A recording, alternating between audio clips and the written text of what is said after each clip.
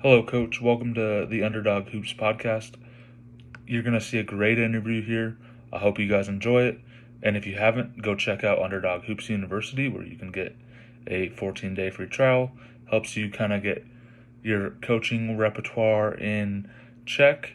And it is a 14-day free trial. I hope you guys go check it out. Welcome to Underdog Hoops, presented by great coaches in our basketball community. From the Underdog Hoops studio in Rancho Cucamonga, California, here is your host, Sam Farrar.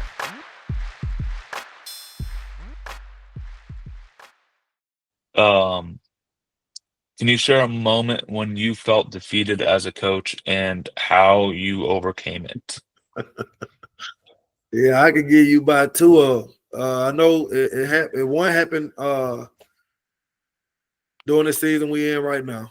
We came up here and played at Jacksonville High. We played at Jacksonville High. And we came out, and my assistant coach texted me on our way to the game. I sat in the front, my girl sat in the back, the B team sat in the middle. So we ride with the boys B team to the game. And so, they were doing a lot of, talking and stuff back there. So she texted my phone and she was like, Coach, are you okay with them talking and everything? I told her, yes, ma'am. I said, the reason I'm okay with it, because I know wasn't time to play, they going to play because I done seen it. I saw it before. It's evident. So we get to the game. They laid the biggest egg that you can possibly lay. We lost that game by 40 points. They quit on me going into halftime. Like, literally quit on me. So I didn't talk to him after the game. We went back home. That very next day, because it was on a Thursday night, Friday, we had a game Friday. I had a field trip to go on, thank God. So I had to go on the middle school kids' field trip. So the girls weren't able to see me. I wasn't able to see them because I was still upset. So I'm going down there. We make it back to the school. It's 7th period because they have me 7th period. My basketball team got me 7th period. So I go down there to the secretary, Miss Campbell, because that's who the girls really go to and talk to. She got a good relationship with them. She's been in the school system forever. So she the one that, do the money. So we were talking, and she was talking about the game, and she said she talked to some of the girls and told the girls, why y'all do that, why y'all put that effort out there. Like, whatever y'all had going on, y'all could have set that aside to play hard for Coach Evans and everything. And when she told me that, I just started crying. So I walk out the office. When I walk out the office, you know what I'm saying, the other little kids see me crying, Coach Evans, you okay? Coach Evans, you okay? And everything. I told him, yeah, I'm good. I'm good, man. So I'm walking. I walk all the way around the building. One of the teachers texts my phone. She said, Coach Ed, whatever you going through or whatever, you can talk to me. You know what I'm saying? I'm not crying, boo and hooing. Like, they just see the tears come out of my face, out of my eyes. So I'm walking down the stairs because our locker room is downstairs up under the gym, up under the arena. So the girls down there shooting, and they so I just walk in. I don't say nothing to him. I go on back there to my office, and I hear him say, Coach Evan crying, Coach Evan crying, and everything. And so I talked to him Sunday. We had practice Sunday. I ain't talked to him the game Friday or none of that. We had practice Sunday. We talked Sunday. So I said, before we get started, I want everybody to sit down. I said, I just want y'all to know, y'all really hurted me Thursday. I said, y'all quit on me. And I said, out of everything that I do for y'all, all the sacrifice that I give for my family to be here for y'all, and y'all do this to me, that really hurt. And I told him, yes, I cried. I said, because the relationship that we have, in y'all writer's mind, I never want to let anybody down. I'm 36 years old, and I never want to let my parents down to this day. And you should feel that. You know what I'm saying? And I want y'all to feel this. Like, y'all hurt me when y'all quit on me. I said, this ain't the team that I know. Y'all ain't the young ladies that I know. And this right here should never happen. Not in the ball game, ever. Not a person you say you love. If you say you love me, you supposed to show me you love me. You don't quit on somebody you love. You know what I'm saying? And we had that discussion. The leader stood up and she said, "Well, I owe you an apology."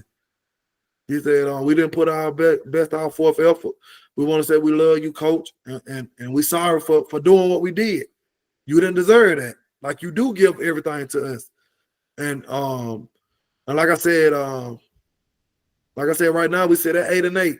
We've been having some good games. We had some bad games. Like, we still up and down, but they playing harder now. So hopefully that moment right there really will catapult us to who we want to be when February start. Okay, so the next questions will be leadership and growth. Um, how do you define success as a coach beyond the wins and losses? Yeah. I mean, just to say that the coaches seeing the players happy, seeing the players enjoy playing the sport that they chose, having an impact on them after basketball. Like I said, just building that relationship. Me showing up to that homecoming parade, showing up to them, being announced the homecoming queen, because the point guard on my team is the homecoming queen this past year. So just being there for those type of moments, you know what I'm saying, and letting them and allowing them to see me outside of being a coach, me being supportive of you and what you're trying to accomplish in your life. And, I'm gonna give them some for senior night. I'm gonna give them some for graduation, like I always do. So it's just that, because the girls that I used to coach, they still hit me up to this day. One of my former players, she like going to their senior year in college. Not even playing basketball. She just go to South Alabama. We still talk. She'll text me. I text her happy birthday. Her birthday was a couple of days before Christmas and everything. And we text each other. She said, "Thank you, coach." She said, "I hope you have a good Christmas and everything." So I still keep in contact with some of my former players, and that's what success is that, even though you coach them hard, they still can relate to you after. Y'all still got that relationship after basketball. You know what I'm saying? So that's the benefit of really being a basketball coach, or just being a teacher in general. Them remembering you. You get to see them kind of grow up, Yes, sir. and you get to see them do different like jobs, different things that they were aspiring to do. Yes, sir. So That's it. it's important to see that. It's important to see, like, I was telling my guys yesterday, like, at the end of practice after we did our grading system, and they said it was a terrible practice. I was like, in everything that you do, you are being evaluated by somebody in your job, in your and it's no different here. You're evaluated by me, and your effort in practice is determined, and your playing time is determined by me. No one else gets to decide that but me. Mm-hmm. So how's your effort, like, gonna change in the next practice that we have next week? Because is it gonna change for the better, or is it gonna be the same? Because Right. if it's gonna be the same, why am I here? Right. Because I put in all this time for you guys, and if I'm not getting a good result, why do I need to have practice? I could just show up for the games and and get paid. That's right. So the next question, um, let's see. How do you stay inspired and continue to learn as a coach? I like this question. I am the same young man that I was when I first started playing basketball. I'm a competitor at heart. And my wife and my kids will tell you. But now I'm learning not to take losses so hard. You know what I'm saying? Because you're not gonna win every game. I mean, you can, but you just gotta have a special group to do it. Just Yep. like the South Carolina girls did this past season. That was a special group. UConn teams over the past Mm-hmm. years, you know, those are special girls and special groups because that's what their mindset was on. Their mindset was on perfection and going out here competing and winning. But me as a coach, I want to be the best coach I can possibly be. Coach K is a coach that I looked up to. Mm-hmm. Coach Greg Popovich for the San Antonio Spurs. The names that I'm naming are the two teams that I go for in these sports. I go for Duke, even though John Shire took over. Greg Popovich, I still go for San Antonio, even though my second best player, Tim Duncan, you know, no longer plays anymore. But he one of the guys that I watched, you know. But just me being a competitor, I always want to do. My goal is always gonna be big. Like I said, my goal is to be a college coach, and I never thought this day of my life that I could become one. I done had interviews and everything at colleges already, so that is my goal. Like I told you, I don't mind taking. I got people that I vent to. I don't mind taking advice from nobody. I don't mind listening to somebody that's is there for my better interest because they are trying to help me. They're not trying to hurt me. They're trying to help me be successful. So, like I said, any advice I can get, because I call people for advice. Man, what would you do in this situation?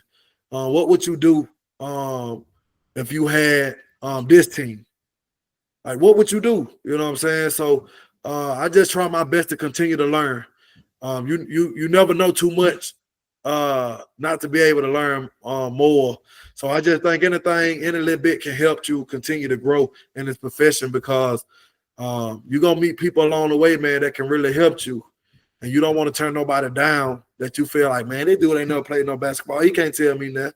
He can tell you something because he sees something, you know. So just being able to just continue to take advice, being open-minded, continue to be open-minded to the people that's out here to help, you know, and you know they just understand that they're in your corner. So that's what I. All right. So I had that same kind of thing maybe 2 years ago. Yeah. The varsity coach was not the varsity coach at the time. He was assistant with the other varsity coach. And Okay. then they let the other varsity coach go and they hired him. But he's been a coach for a long time. He coached like a bunch of teams to really successful seasons.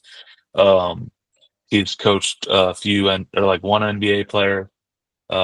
One he's now overseas now, but he's really um, been influential on my part because he's I had like a where I was just yell yell yell at these kids, and it was just not a good thing.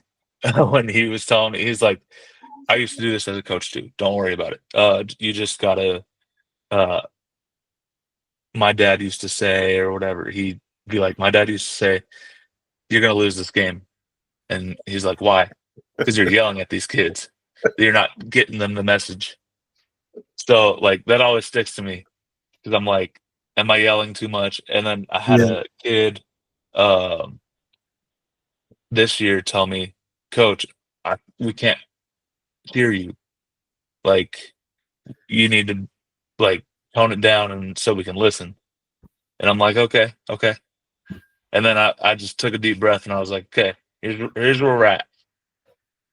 And you know, it's all about battle testing your kind of during the game. You're trying to find advantages in certain Mhm. areas. So that's kind of where Underdog Hoops came from, is you're trying to find that advantage. Okay. So let's see. So what's one piece of advice that you would give to your younger self as a coach? I still think I'm young now. So and I work on this every day. It's basically just what you just said.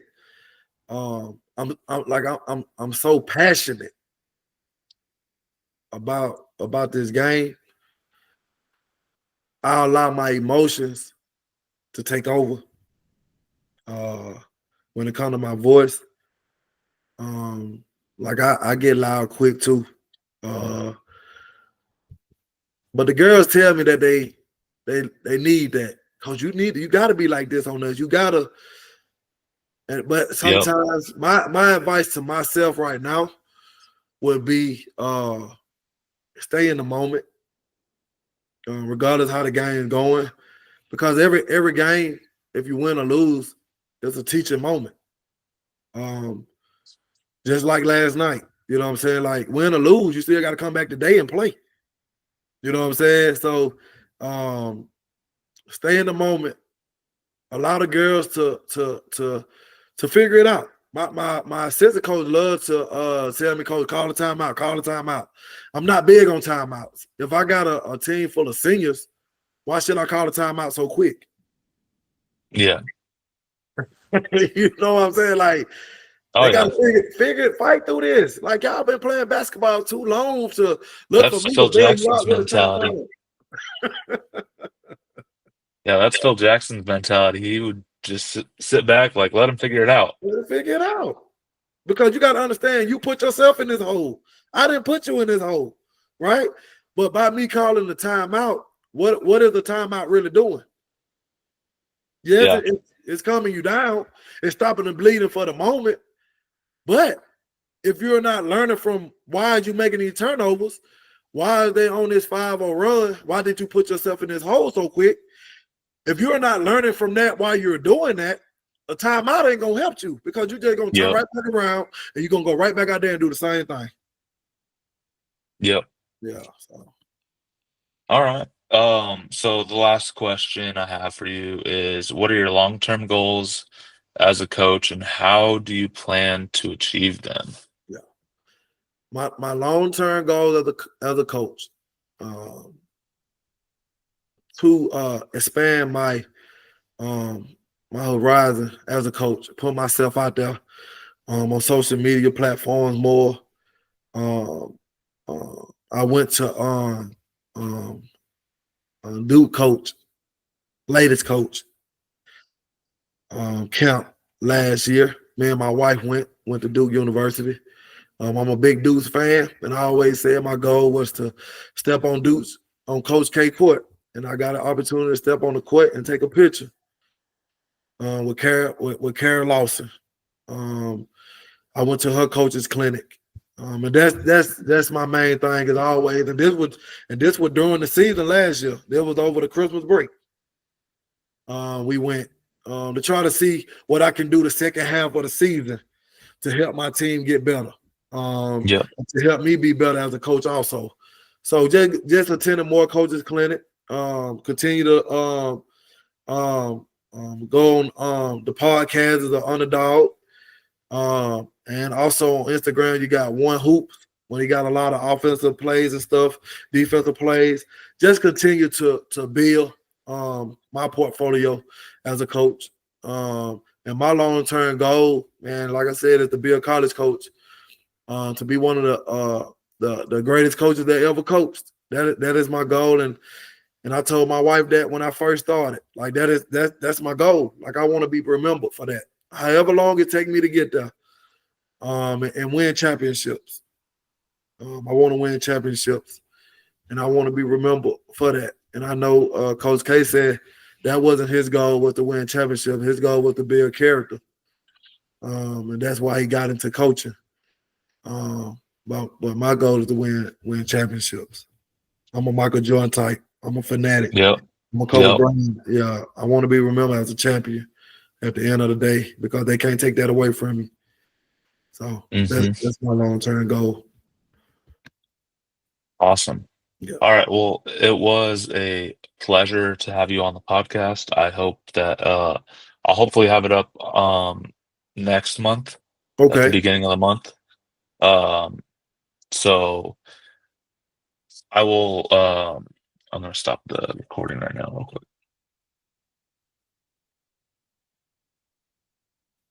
Hello, Coach. Thank you for watching the podcast. I hope you guys enjoyed it.